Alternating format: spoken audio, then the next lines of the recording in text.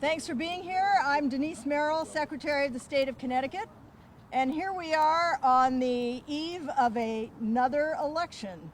And the first thing I want to say is a big thank you to everyone who worked on the 2020 election, especially those local election officials, and it takes thousands of people, literally, to put on an election, even here in small Connecticut. And so, as I have said now many times, 2020 was the most successful election we have had in Connecticut on many, many measures in many years. And it was in spite of the emergency of the pandemic, all the circumstances under which we had to work, and it was extremely difficult, but we pulled it off. There were more registered voters in Connecticut than any time in the history of the state, and there was a higher turnout than we've had in years of that bigger number. So now fast forward, here we are, and it's local election time. In the off years, that's when we have elections for local officials. And we're here today as a group to tell you how important this local election is. And I am very much hoping that every voter who came out in 2020 will be back in 2021. We have made many of the same preparations that we did in 2020, and I have to here say my thanks particularly to Governor Lamont. He and I worked in a partnership to make sure that every eligible voter who was registered was able to use an absentee ballot in these very extraordinary circumstances in 2020. We worked for months to get it right and to make sure that everyone knew that they were able to use an absentee ballot in 2020. And I'm happy to say that due to the work of the legislature and the governor, we are able again in 2021 to use an absentee ballot. That is to say that any voter can use an absentee ballot in 2021. There was a vote of the legislature and they confirmed this just for the situation we're still in.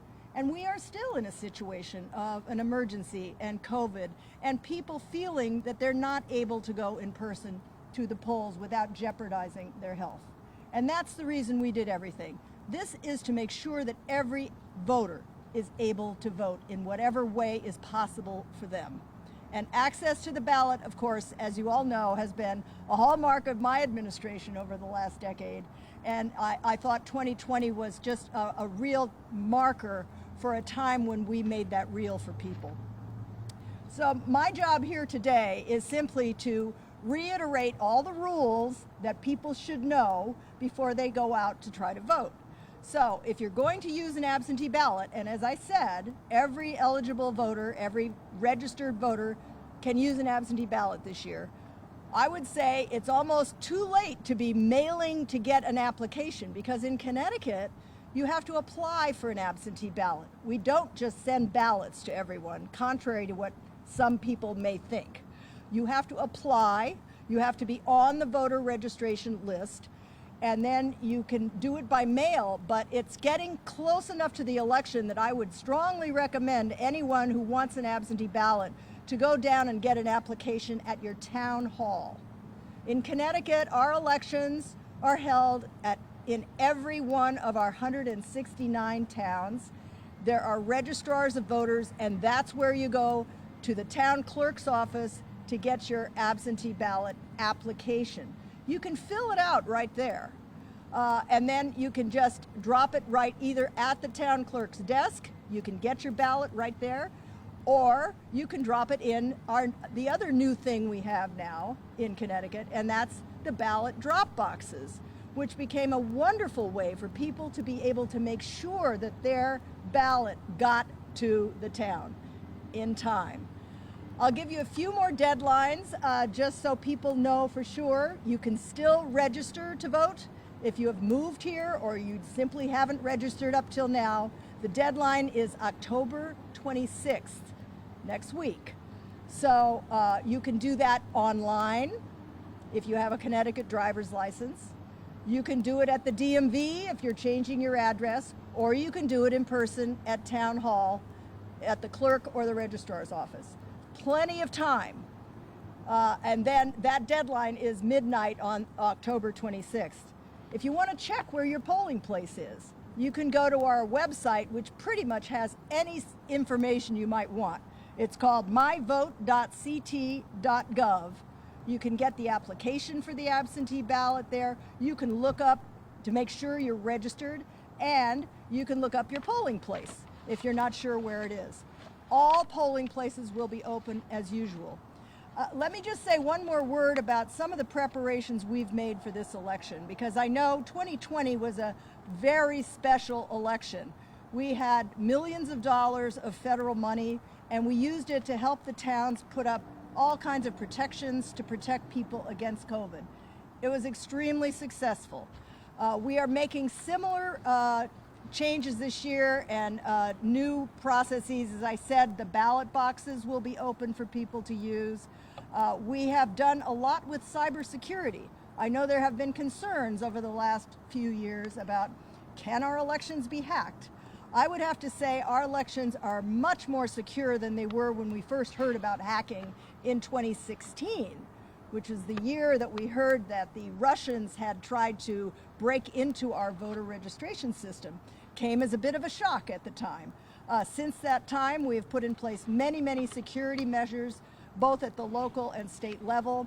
We have continued those partnerships with everything from the National Guard to the Federal Department of Homeland Security. I myself am on a committee at DHS where we hear highly secure information about anything they may know about any attacks on our elections.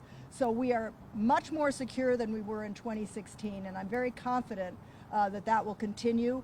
I have put my deputy, Scott Bates, in charge of the security measures we're taking, and every registrar in every town has had training on how to make sure that you're keeping our system safe.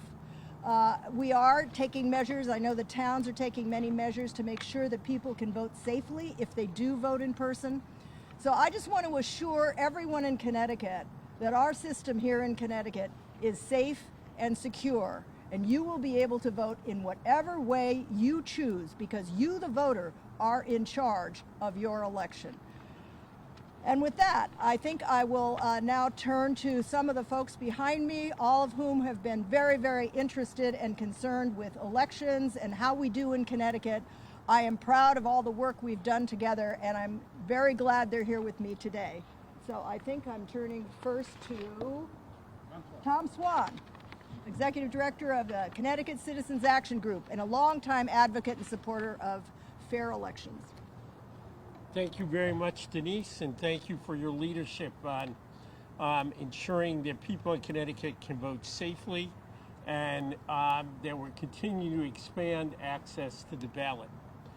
As Denise said, 2020 was a great success here in Connecticut. We haven't seen anybody even try to push the big lie here locally because we were so successful and the elections were administered so well. But what I'm particularly proud of is how we responded to the push in 2020. And last year, the legislature, with Denise and the governor's encouragement, and particularly with Senator May Flexer's leadership, passed the strongest voter enhancement bill that we've had since the passage of the Citizens Election Fund in 2005. At a time that nationally we have voices trying to restrict people's access to vote, Connecticut said that's not what the Constitution state is about. And our elected leadership stepped up and passed, as I said, the most comprehensive set of reforms that we've seen since we passed public financing. But we're not done. We still have additional chances to improve people's access to vote, whether it's next year's constitutional amendment or the constitutional amendment in 2024. We're going to need to continue to work to pass them. But we're here today to talk about this year's elections and to remind people why it's so important. And I'm going to tell a personal story on this. I live in a town that has a great youth sports program. The boys' Little League has 2 fields. 50 years after Title IX, There's no girls' softball field. It's a ballot question on the Coventry town elections this November. 50 years after Title IX, we should definitely be ensuring that girls have equal access to boys, and my family's going to be out there organizing between now and Election Day to make sure that happens. But in closing, I just really want to thank the leadership here and Senator Flexer for your really great work at showing what a democracy is all about. Thank you, Tom. And now I'd like to introduce Luke Bronin, who's, as we all know, the mayor of Hartford. Thank you so much, Denise. So grateful to you and to your entire office, the Secretary of the State, for everything that you've done to make sure that our elections are safe, secure, and convenient during this time when elections could have been so difficult. But as you said, and as Tom said, the 2020 election was one of the smoothest in recent memory. And that's because of your work, your team's work. It's because of the legislature's partnership, and it's because of the governor's focus and priority on making sure that collectively we make elections convenient, safe, responsible, and secure during this unprecedented time. It's really extraordinary when you think about the fact that in 2020, about 650,000 people in Connecticut voted by absentee ballot. When they cast their vote for whichever candidates they preferred. But I think they also cast their vote for no excuse absentee balloting. They cast their vote for a more convenient way to express your voice in elections. Connecticut has taken tremendous leadership during this pandemic, but the truth is, for years, Connecticut has lagged many states when it comes to making elections easy for residents. And I'm thrilled that last year, because of the governor's work and the Secretary of State's work and the legislature's work, that changed. And thrilled that the legislature and the governor again partnered to make that possible this year. But looking beyond this year, I hope that we all can agree to a basic principle, which is that in a strong democracy, it's better for more people to vote. And for more people to vote, we need to make it easier to vote. I also just want to say, as a local elected official, that I hope everybody comes out and votes this November, with as much enthusiasm as you voted last year, because there's an enormous amount at stake in every local election. It matters an awful lot who the President of the United States is, and it matters an awful lot who represents us in Congress and in the legislature.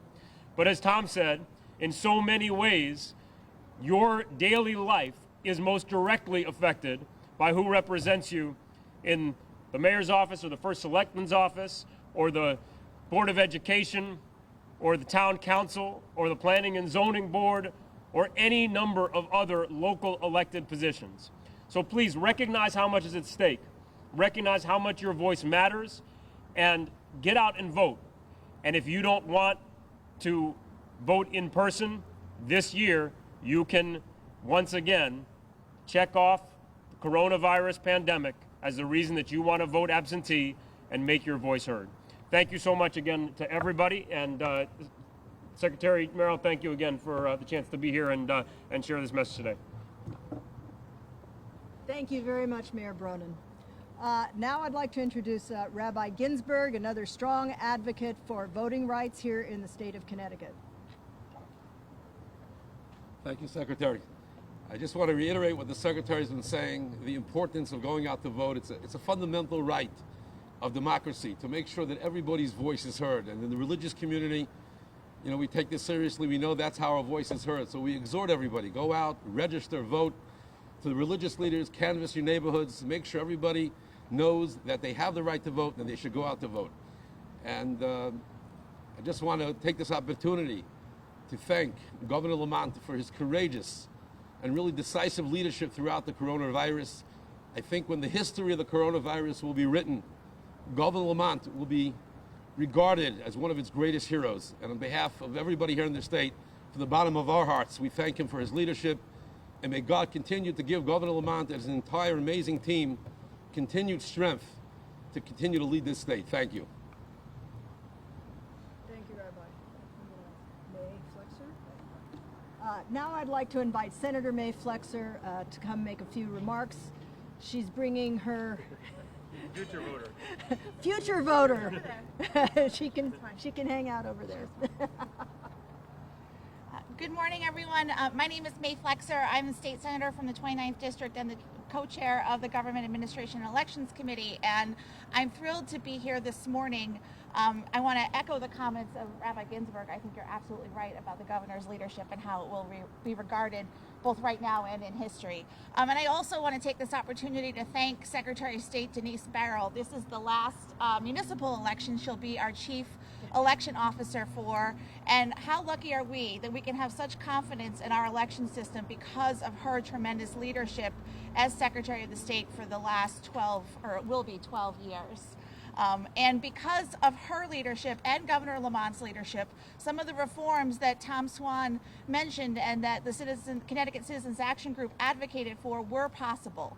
And I'm thrilled that Connecticut is the opposite of the rest of the country, that we are leading the charge in creating a more inclusive democracy and opening up our election process to make sure as many people can participate as possible.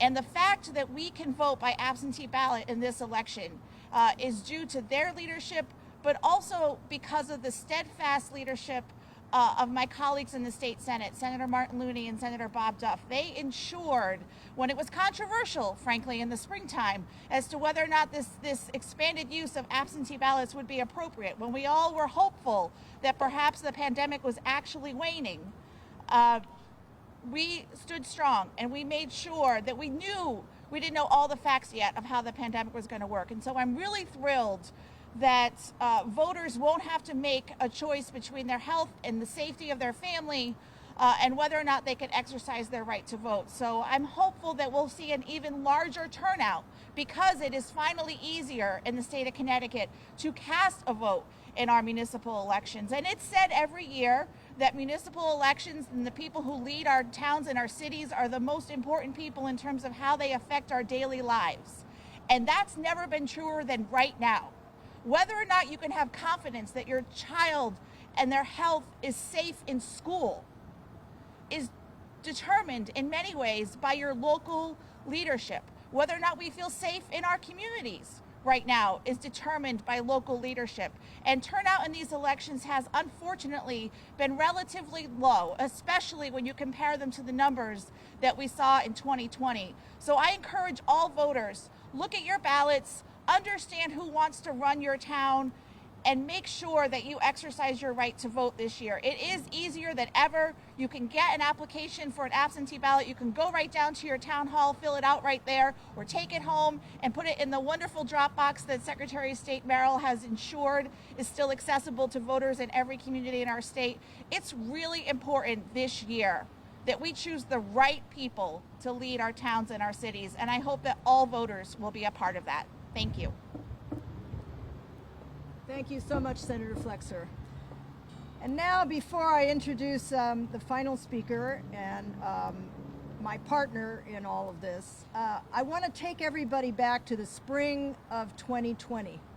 Before vaccines, before anybody knew where we would be today with this pandemic, with COVID-19 and all its variants, the governor and I had to make a decision about what to do about allowing people to vote during the election.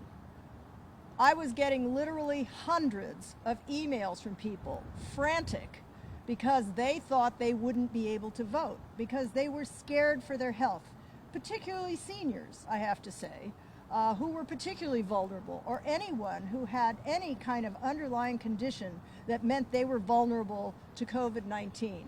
Now, it's hard to remember, we were thinking at that time vaccines wouldn't be available for years, potentially.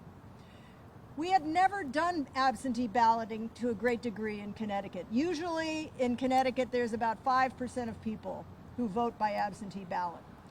We had to suddenly decide how we were going to allow this and how it was going to be accomplished. It meant that we had to have hundreds, even thousands of volunteers who did step up to help us out at the local level. They stepped up to be poll workers, even when it endangered them. They stepped up to help out with getting people registered, getting absentee ballots processed. Town clerks had to hire thousands of extra helpers to help them process all of this. We made it happen, and it would not have happened without the governor of Connecticut. Ned Lamont understood immediately when I went to him and I said, what are we going to do? We have to allow people to be able to exercise their right to vote. He understood it immediately. He immediately went into action and crafted an executive order that allowed us to allow people to exercise their right to vote. And for that, I will always be grateful. And we've been partners ever since. So with that, I would like to introduce Governor Ned Lamont. Thank you. Well, thank you, Denise, and right back at you. You've been an incredible leader for making it easier for people to vote and to vote safely for 11 years, and your job is not over. I'm going to talk about the importance of voting, but I'm going to back into it a different way. We had the President of the United States came to our state and graced us with his presence on Friday. And he made a stop right here in Hartford, right across the way at a daycare facility. And we were out there in the playground. Luke and I were both there. He saw the president on one knee, surrounded by some parents and teachers and 35 kids, something these kids will never forget for the rest of their lives. And right across the fence were angry protesters, yelling, cursing, dropping the F-bomb, and it was embarrassing. And I contrast that moment with watching some of the eulogies to General Colin Powell. And I heard him say this morning as I was on the Stairmaster that, you know, democracy and American democracy is the last great hope on earth. We have many, many faults, but go out and fix those faults. Don't curse the faults, fix the faults. And that's what we're trying to do. And that's what you try and do at the federal level. That when Tom Swann is out there working on a ball field in Coventry, that's what you do. Get involved at your local community level. Get involved in a public service. Get involved in a not-for-profit. Run for office. And for God's sake, vote. I want you to have a stake in this election. And those local elections, those federal elections, I want you to have a stake. And I know these elections can be contentious, and I know they tear people apart. And then the election's over, you get back together and you get to work. And I would have said the same thing if it was President Donald Trump in that daycare center as well. That's not who we are as Americans. That's not who we are as Connecticut. We are going to vote. And as was pointed out, we're at the top of a lot of lists, Connecticut. Vaccinations and education. We're not at the top of the list when it comes to people voting. And that's another list I'd like to get to the top of. I'd like people to know that their vote makes a difference. I want you to have a stake in the election. I want you to have a stake in the outcome, because that's how we make this a better state and a better country. Thank you. Thank you, Governor. And with that, we conclude our press conference and we'll take questions. Do you have any statewide numbers on absentee ballot applications that you can share with us? Do you have any voter registration numbers you can share with us? We have heard anecdotally that there are a lot of requests out there in some towns. The ones I've heard from have been sort of the mid-sized cities where there happens to be a strong election going on. Places like Stamford, Hamden, Manchester, I've heard from. And there does seem to be a lot of interest in voting absentee ballot. Yep. And no, I don't have any statewide numbers. You know, that's the thing about local elections. They're very local. And so... Does that information get reported to you? the voter registration numbers do get reported. I don't think we have. I see my staff back there. Do we have any numbers on voter registration so far? Okay. We'll get them to you, yeah. Where are we on the ranking? What's the latest ranking on how we are on voting turnout? You said we're not number one. Obviously, we're not. What is the latest? Where is Connecticut? Well, we're in the top 10 states. I know that much. Part of the problem has been that we don't have easy access to voting by mail or early days of voting. We're one of only 5 states now that don't have other days besides Tuesday to vote. And that obviously helps turnout because it makes it easier for people to show up. But those states that do have voting by mail, for example, Oregon, Minnesota always has a very high turnout for voting. We're up there because we do have a lot of interest in elections, but those things would certainly help our turnout. Are Connecticut's laws pertaining to absentee ballot applications even too complicated? Your office gave advice to people in Guilford that I believe turned out to be incorrect, and then became a controversy. Yeah, that was sort of a technical issue in a sense. I think our laws are behind the reality of the fact that more people are requesting them. So our laws are geared for when you're going to send out, let's say a group wants to send out 5 absentee ballots, then you have to sign for them and so forth. If you're sending out 10,000, which is now happening because people are sending out applications to many more people, and many more people are using those applications to apply for an absentee ballot.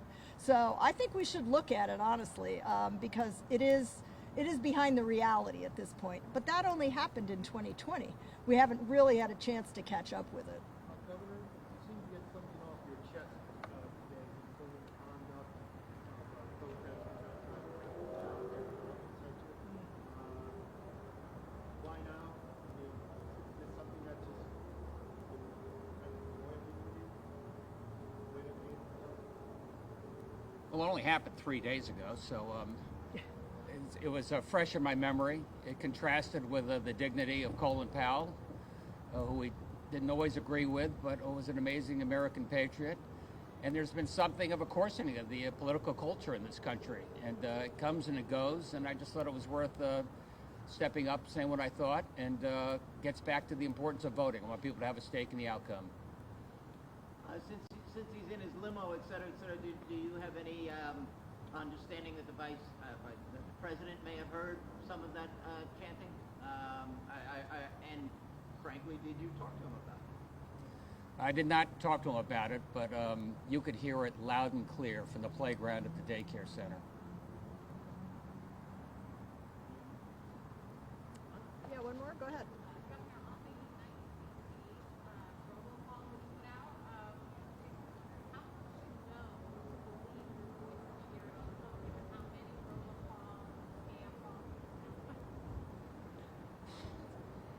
Boy, that's a tough one.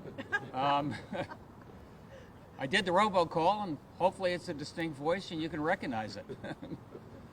And if somebody wants to imitate it, at least it was a good message. Okay, thanks very much, Thanks, everyone. everybody. Bye-bye.